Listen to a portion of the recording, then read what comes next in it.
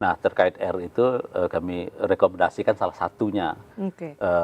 untuk mengakses lembaga layanan. Tapi sampai kemarin kami ketika kami rujuk ya, memang sedang dilakukan kajian oleh lembaga layanan UPTPA DKI Jakarta ya, Oh, berarti Bang Ruben unit pemberdayaan perempuan pelindungan anak DKI berarti ke Jakarta. unitnya ya dia Ke sempat ya? unitnya.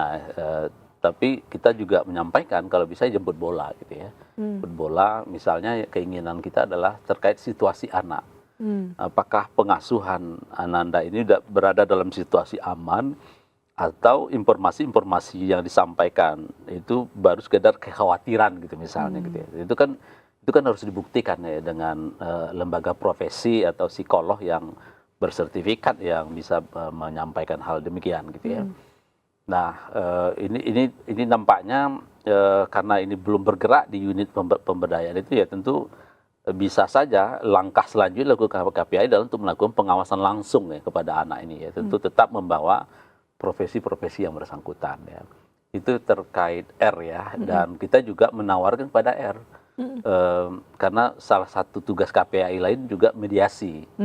Nah, apakah Bapak ingin juga mengambil fasilitasi mediasi di KPI sehingga nanti penyelesaian jangka pendek bisa diselesaikan gitu ya.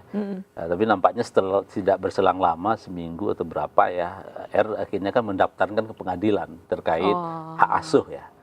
Nah, karena sudah sampai ke pengadilan ya, maka kami tentu proses kami adalah menunggu ya hasil putusan pengadilan gitu ya. Atau bisa juga pengadilan kalau memang meminta rekomendasi terkait kasus ini ya, tentu kami akan sangat senang memberikan. Tapi tentu harus pengadilan yang minta bersurat ke kami ya untuk katakanlah menyampaikan pertimbangan-pertimbangan terkait itu. Nah, setelah jadi berproses gitu ya. Nah, terus selang beberapa hari yang ibu ya SW ini datang ke kami juga gitu ya. Datang gitu ya, menyampaikan aduan dan menyampaikan situasi anak dan juga menyampaikan terkait bagaimana KPI independen gitu ya. Ya secara undang-undang ya kami tentu independen ya, dan kami secara nama kami kenal kedua nama ini, tapi secara interaksi kan kami belum pernah gitu ya. Nah, tentu independen itu pasti terjaga gitu ya. Nah, kemudian juga bagaimana memitigasi berluasnya pemberitaan gitu ya, karena pertengkaran hebat figur publik ini kan berdampak pada pemberitaan kepada anak itu, ada pro dan kontra ya. Nah, kami juga menerima aduan itu, dan termasuk juga misalnya soal hak nafkah ya, itu juga disampaikan gitu ya. Di mana hak nafkah ini diberikan bukti-bukti lah yang tentu kami dalami gitu ya. Nah, tapi kami juga tawarkan terkait mediasi ya, tapi nampaknya belum diambil skema itu gitu ya.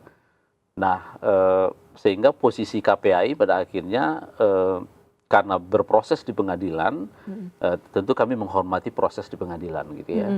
Di samping itu juga melihat aspek-aspek lain dan menyampaikan kepada kedua belah pihak, baik R maupun SW ya, untuk tetap menjaga dan menahan diri gitu ya.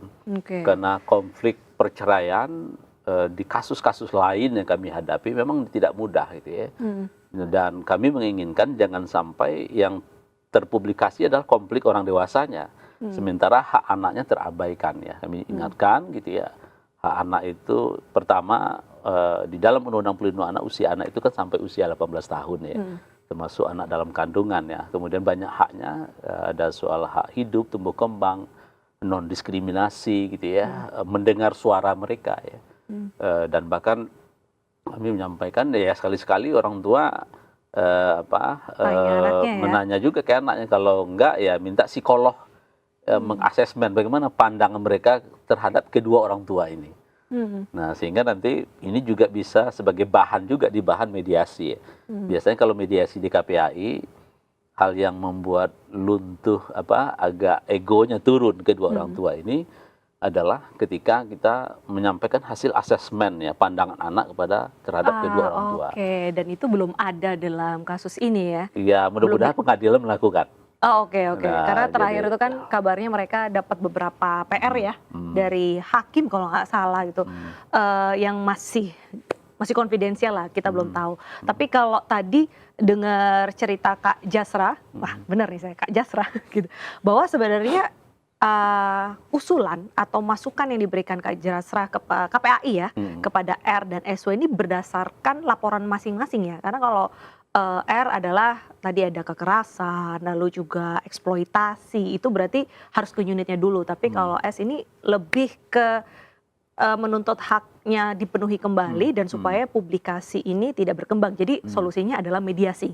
Jadi memang ada solusi yang agak sedikit berbeda gitu ya. Iya, kalau yang namanya pertengkaran itu kan ya nggak ada ujungnya, apalagi ini kan dampak perceraian gitu ya.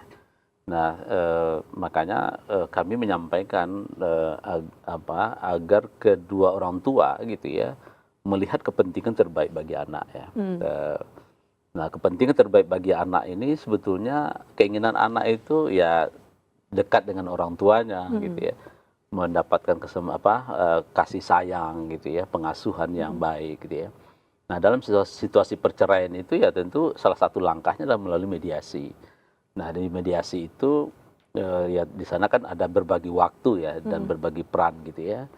Walaupun di akta notaris yang disampaikan itu sudah pernah sebetulnya pembagian waktu itu, tapi tidak didetailkan gitu ya. Nah, kalau kami biasanya di KPAI itu didetailkan, misalnya 3 hari di R ya, itu hari apa saja yang 3 hari itu. Oh, tidak sedetail itu ya? Ya, kemudian dia sama SW di hari apa juga gitu ya. Kemudian dijemput di jam berapa, dengan apa gitu ya. Lalu tanggung jawab masing-masing pihak apa gitu.